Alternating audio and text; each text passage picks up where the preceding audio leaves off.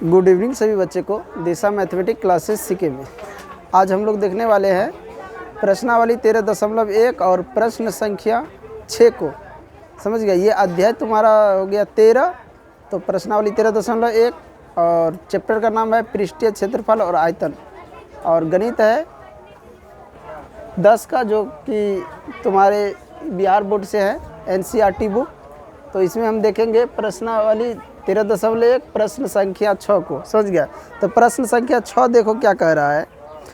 दवा, ये मतलब कि कैप्सूल नहीं होता दवा वाला, लिखा है कि दवा का एक कैप्सूल एक बेलन के आकार का है। यानी कि कैसा है, दवा का एक कैप्सूल है, ये है गया तुम्हारा बेलन, ये ऐसे घुमा दिया तो ये दवा का कैप्सूल हो गया। यहाँ से यहाँ तुम्हारा तो बेलन हो गया बीच में, और इधर जब देखेगा तो दोनों तरफ अर्धवृत्त है, अर्धवृत्त जैसा दिख रहा है। तो सवाल में देखो क्या कह रहा है, जिसके दोनों सिरे पर एक एक अर्धगोला लगा हुआ है। तो एक अर्धगोला इधर है, एक अर्धगोला इधर है। आगे कह रहा है पूरे कैप्सूल की लंबाई 14 मिलीमीटर है और उसका व्यास जो है दिया mm, 14 mm है, मिलीमीटर नहीं, सॉरी mm दिया हुआ है, और उसका व्यास है 5 mm। अब देखो क्या कह रहा है, फिर कह रहा है कि इसका पृष्ठीय क्षेत्रफल, यानी यहाँ से लेकर और यहाँ तक की लंबाई दिया है कितना,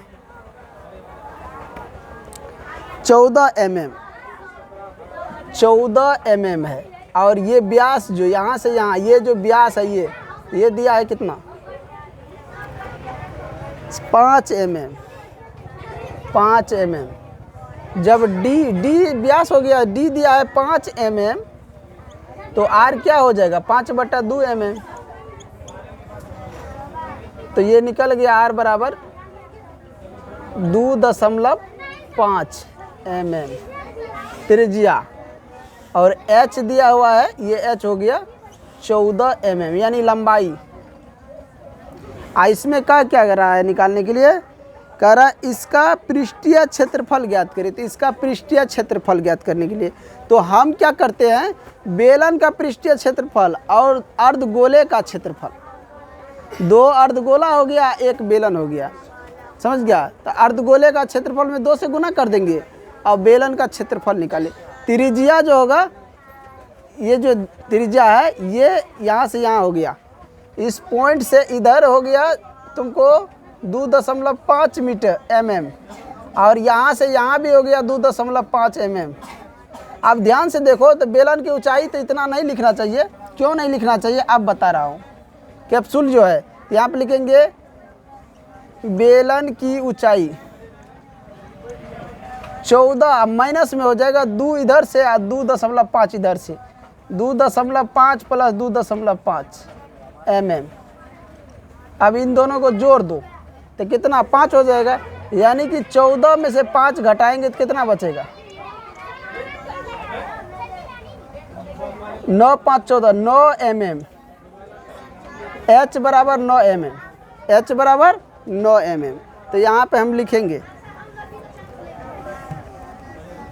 अर्धगोले की त्रिज्या R 5/2 mm, यानी R आ गया 2.5 mm। अब फिर क्या होगा, अब बेलन की त्रिज्या भी वही है, बेलन की त्रिज्या ये भी हो जाएगा वही R बराबर। अब बेलन की त्रिज्या को हम क्या करते हैं, उतने हैं तो दोनों का स्मॉल r ले लो, 2.5 mm।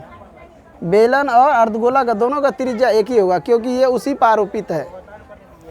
अब आता है ये बेलन की ऊंचाई या लंबाई, बेलन की लंबाई, या ऐसे भी लिख सकते हैं बेलनाकार कैप्सूल की लंबाई, बेलनाकार कैप्सूल की लंबाई H बराबर में कितना, 9 mm। अब हमें क्या करा निकालने के लिए, इस कैप्सूल का पृष्ठीय क्षेत्रफल। तो लिखेंगे कैप्सूल का वक्र पृष्ठीय क्षेत्रफल या पृष्ठीय क्षेत्रफल या वो डायरेक्ट क्षेत्रफल लिख सकता है। तो क्या होगा, तो बेलन का क्षेत्रफल क्या होता है 2 पाई आर एच। अब प्लस में हो जाएगा 2, 1 और 2। अर्धगोले का क्षेत्रफल क्या होता है। तो यहाँ पे क्या करते हैं हम, कैप्सूल का जब पृष्ठीय क्षेत्रफल निकाल रहे हैं तो इसमें कुल पृष्ठीय कैप्सूल का क्षेत्रफल निकाल रहे हैं ना, तो बेलन का क्षेत्रफल प्लस में 2 गुना अर्धगोले का क्षेत्रफल 2 पाई आर स्क्वायर। अब यहाँ पे देखो दोनों में से क्या कॉमन आ रहा है, 2 पाई आर कॉमन आ रहा है, 2 पाई आर कॉमन आ रहा है, बच क्या रहा है एच प्लस में 2r, ये बच रहा है। अब यहाँ पे हम बैठा देते हैं 2 गुना 22/7 गुना r कितना है 2.5। अब यहाँ h कितना, ऊंचाई कितना है 9, प्लस में हो जाएगा 2 गुना 2.5 मीटर mm स्क्वायर। अब गुना कर लो यहाँ पे 22 दूना 44/7 गुना 2.5। इधर देखो ये 2.5 को 2 से गुना करेंगे कितना होगा 5 हो जाएगा, 9 5 14 हो जाएगा। यहाँ पे गुना में लिख देंगे 14 आ जाएगा mm स्क्वायर। यहाँ से काट दो, 7 का 7, 7 दूना 14 2। इधर नहीं दिख रहा है, यहाँ पे ले लेते हैं। देखो यहाँ पे आ जाएगा 44 गुना में 2.5 गुना 2 mm स्क्वायर। 44 को इससे गुना कर देगा तो 5 हो जाएगा, तो 44 गुना 5 mm स्क्वायर। 5 का 20, 5 का 20 2 22 कितना होगा 5 का 20, 5 का 20 220 mm स्क्वायर। ये कैप्सूल का पृष्ठीय क्षेत्रफल आया। देखो इतना दिया है या नहीं, 220 mm कैप्सूल का पृष्ठीय क्षेत्रफल दिया है। चलो अगले क्वेश्चन को देखते हैं। चलो तो अब देखेंगे क्वेश्चन नंबर 7 को। क्वेश्चन नंबर 6 था उसको मिटा दिया, क्वेश्चन नंबर 7 को देखते हैं। क्वेश्चन नंबर 7 में लिखा है कोई तंबू एक बेलन के आकार का है। कोई तंबू है, कैसा है बेलन के आकार का। ये तुम्हारा हो गया बेलन।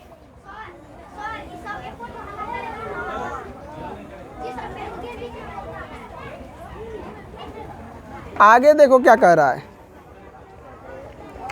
बेलन का आकार का जिस पर एक शंकु आरोपित है, यदि बेलनाकार भाग का ऊंचाई और व्यास क्रमशः 2.1 मीटर है और 4 मीटर है तथा शंकु की तिर्यक ऊंचाई 2.8 मीटर है, तो इस तंबू को बनाने में प्रयुक्त कैनवास का क्षेत्रफल ज्ञात कीजिए। साथ ही 500 रुपया प्रति मीटर की दर से इसमें प्रयुक्त कैनवास का लागत ज्ञात कीजिए।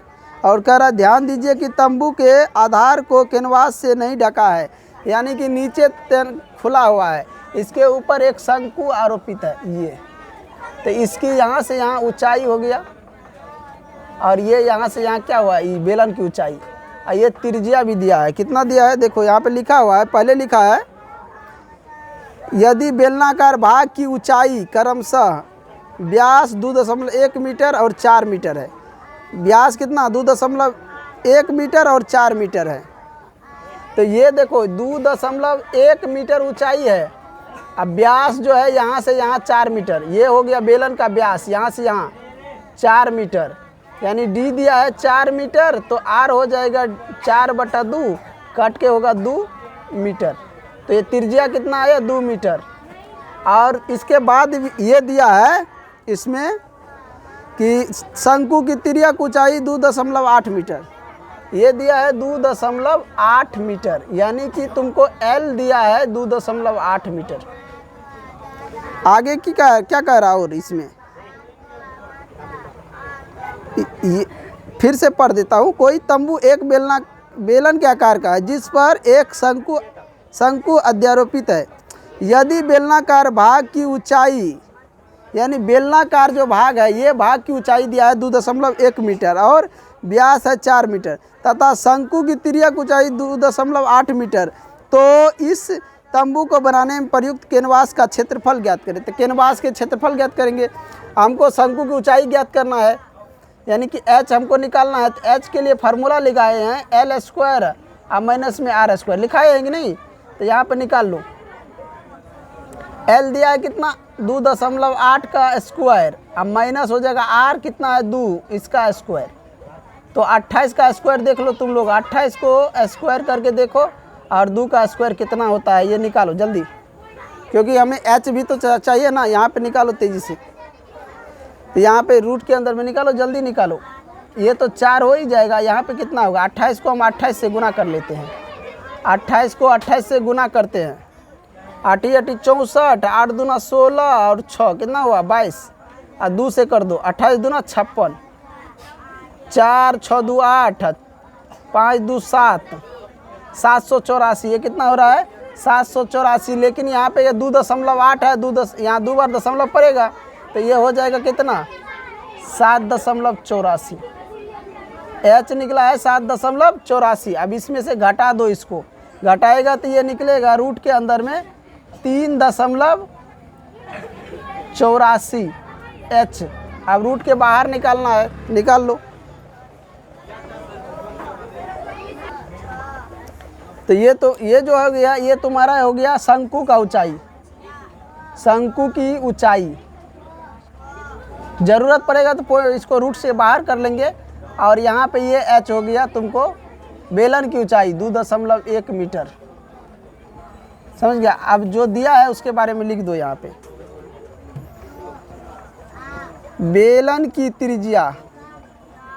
त्रिज्या यानी आर हो गया कितना 4/2, कट के आ जाएगा 2, यानी कि आर बराबर 2 मीटर, यही ना बेलन का उतना ही दिया हुआ है।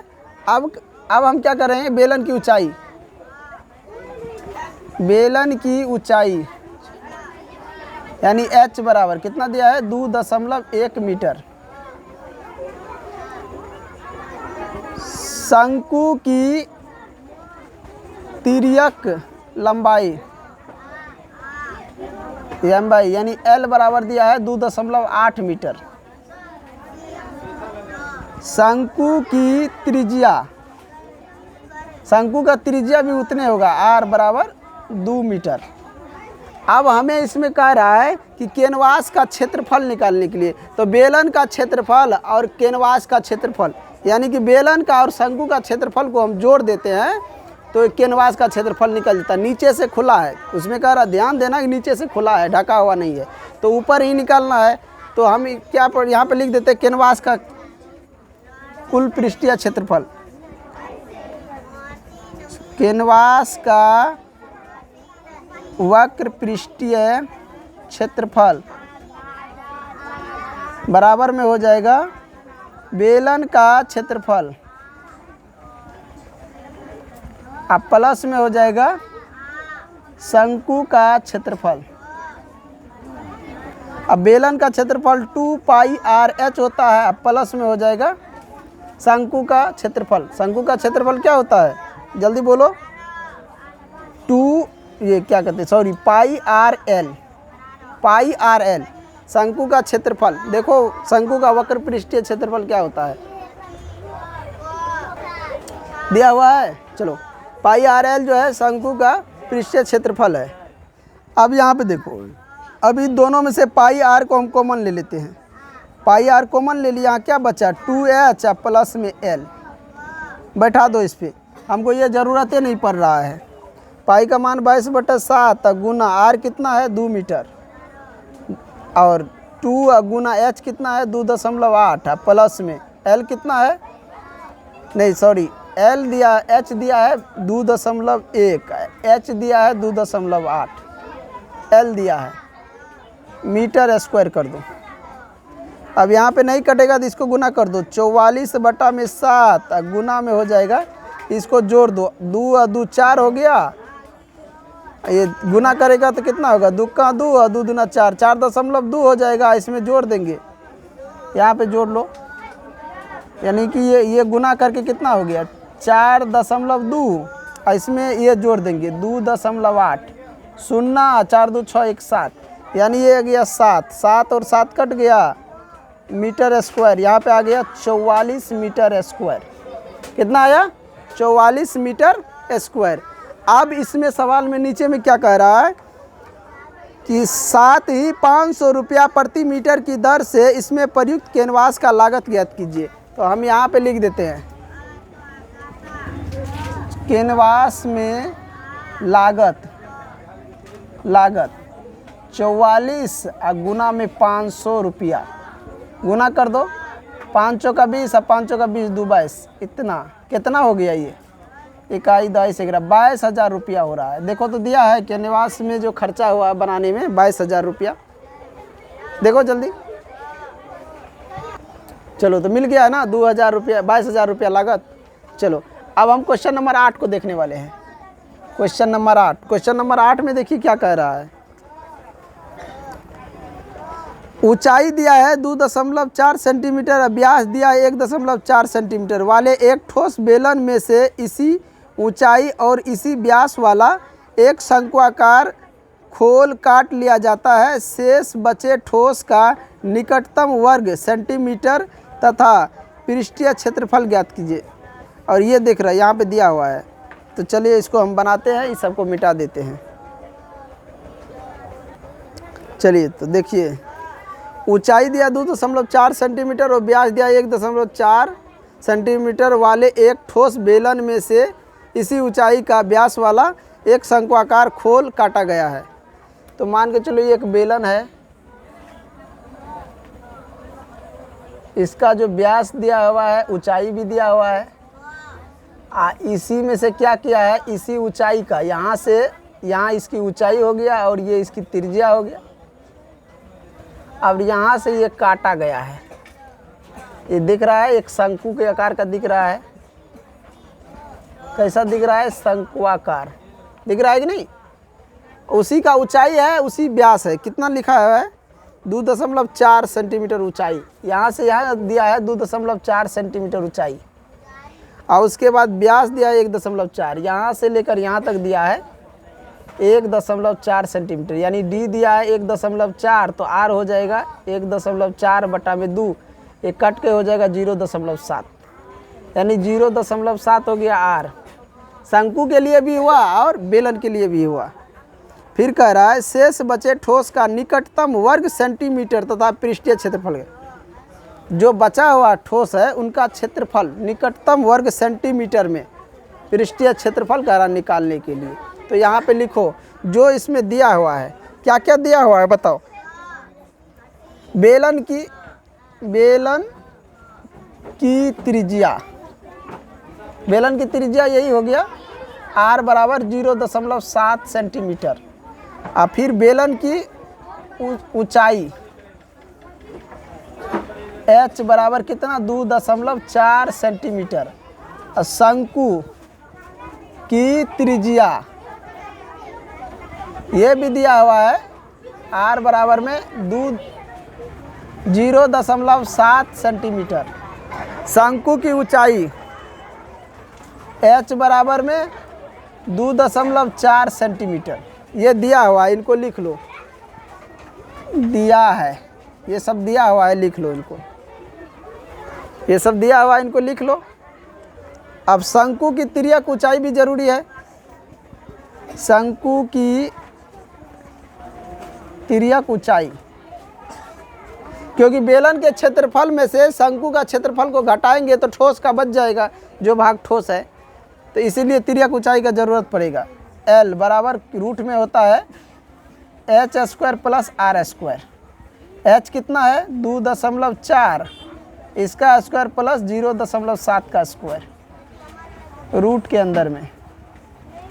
24 कितना हो जाएगा, 24 को 24 से गुना करो, 4 चौका 16, 4 दूना 8, 1 9 96, 24 दूना 48, 6 9 8 17, 4 1 576, 576 दशमलव यहाँ पर जाएगा। अब प्लस में हो जाएगा 7 7 49 हो गया, तो 0.49 ये रूट के अंदर में हो गया। अब L बराबर दोनों को जोड़ दो, 9 6 15 और 7 4 11, 1 12 और 5 1 6, इतना रूट के अंदर में हो गया। इसको बाहर निकालेगा तो कितना आएगा, L बराबर 625 को बाहर निकालो, 2.5 सेंटीमीटर, एल निकल गया 2.5 सेंटीमीटर। अब हम क्या करते हैं, बेलन का वक्र पृष्ठीय क्षेत्रफल, यानी कि हमको क्या निकाला, ठोस भाग का क्षेत्रफल निकालना है। तो ठोस भाग का क्षेत्रफल बराबर लिखेंगे बेलन का वक्र पृष्ठीय क्षेत्रफल और माइनस शंकु का क्षेत्रफल। तो जो भाग बचेगा वो निकल जाएगा। तो यहाँ पे देखो, ये जो बेलनाकार ठोस है, तो इसमें क्या करना, हम ये बता दिए कि बेलनाकार भाग में से इस भाग को घटा देगा तो निकल जाएगा। लेकिन यहाँ पे ये कह रहा है कि पूरे निकटतम इसका ठोस का कितना क्षेत्रफल है। तो पूरे ठोस का क्षेत्रफल निकालने के लिए हम यहाँ पे लिखेंगे शेष बचे हुए ठोस का क्षेत्रफल, पृष्ठीय क्षेत्रफल। फार्मूला क्या होता है, इसमें क्या करेंगे, बेलन को तो जोड़िए देंगे, अब प्लस में शंकु को भी जोड़ देंगे, पाई आर एल। अब प्लस में देखो एक वृत्त भी है, तो पाई आर स्क्वायर, एक वृत्त का हो गया। अब यहाँ पे देखो ध्यान से, इस सब में कॉमन क्या आ रहा है, जोड़, सबको यहाँ घटाना नहीं, सॉरी, उसके लिए जोड़ देना सबको, शंकु का और बेलन का और एक वृत्त का, तब जाके तुम्हारा आंसर मिलेगा। अब यहाँ पे क्या करो, इसमें से कॉमन यहाँ से यहाँ तक में आ रहा है पाई आर, आ रहा है कि नहीं, बच जाता है यहाँ पे 2h। अब प्लस में यहाँ पे l बच जाता है, प्लस में यहाँ पे क्या बच जाता है r। अब यहाँ पे हम ले लेते हैं, पाई का मान हो गया 22/7 और गुना r कितना है 0.7, यहाँ पे दिखा हुआ है। और यहाँ पे कोष्ठ में 2h यानी 2 गुना h दिया है कितना 2.4 प्लस l कितना निकाले हैं 2.5 प्लस त्रिज्या कितना है 0.7।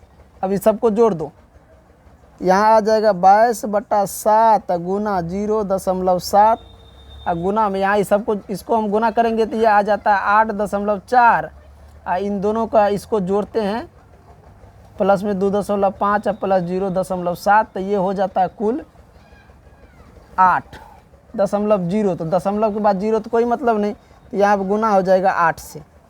अब यहाँ पे हम क्या करते हैं, इसको इससे काट देते हैं तो 0.1 हो जाता है। अब यहाँ पे ले लेते हैं थोड़ा सा जगह में, देखो ये 22 गुना 0.1 गुना 8, उससे गुना करेगा तो उतने हो जाएगा 22, यहाँ पे दशमलव पड़ जाएगा गुना 8 मीटर स्क्वायर, सेंटीमीटर में, सॉरी सेंटीमीटर दिया हो।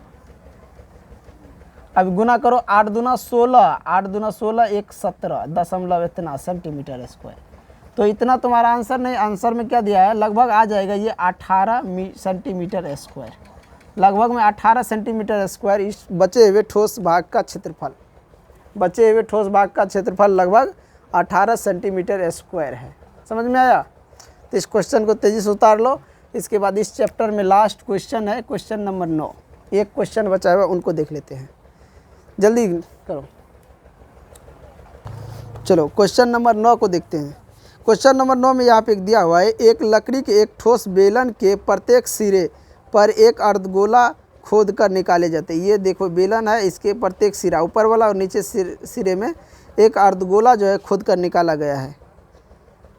निकालते हुए एक वस्तु बनाई गई है, जैसा कि आकृति में दिखा रहा है। यदि बेलन की ऊंचाई 10 सेंटीमीटर और आधार की त्रिज्या 3.5 सेंटीमीटर हो तो इस वस्तु का संपूर्ण पृष्ठीय क्षेत्रफल ज्ञात करने के लिए, संपूर्ण, तो फिगर कैसा है, इस प्रकार का है। यहाँ एक अर्धगोला काटा गया है, इधर से भी एक अर्धगोला काटा गया है।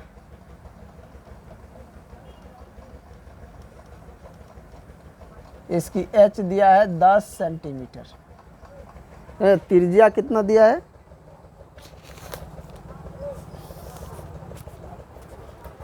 कहाँ गया उस सवाल में, 3.5 सेंटीमीटर। ये जो यहाँ से यहाँ है ये दिया है 3.5 सेंटीमीटर, यानी आर दिया हुआ है। तब जो दिया है उसको लिख लेंगे, उसके बाद कह रहा है संपूर्ण पृष्ठीय क्षेत्रफल, ये भाग निकाला गया है। उसके बाद कह रहा है संपूर्ण पृष्ठीय क्षेत्रफल ज्ञात करने के लिए, तो लिखेंगे यहाँ पे अर्धगोले की त्रिज्या। अब ये अर्धगोला है, इसकी त्रिज्या जो होगा वही ऊंचाई भी यहाँ तक होगा, इधर से भी होगा।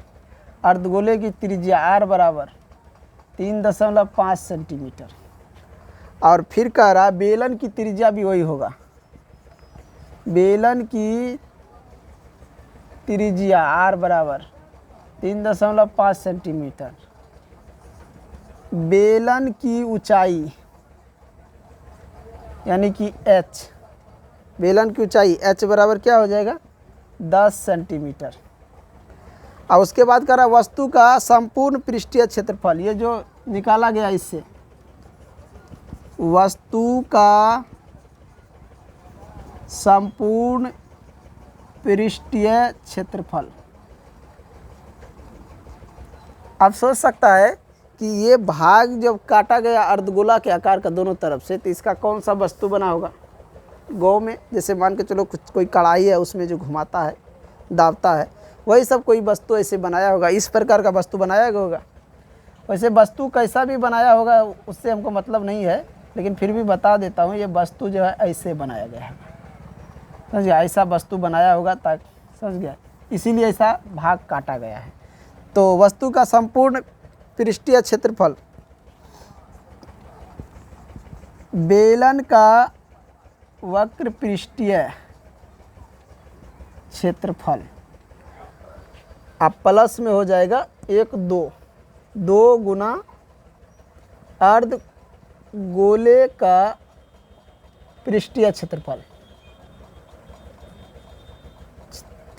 या अर्धगोले का क्षेत्रफल भी लिख सकता है डायरेक्ट, कोई दिक्कत नहीं। अब बेलन का वक्र पृष्ठीय क्षेत्रफल क्या होता है 2πr/h, अब प्लस में 2 गुना अर्धगोले का पृष्ठीय क्षेत्रफल क्या होता है πr²।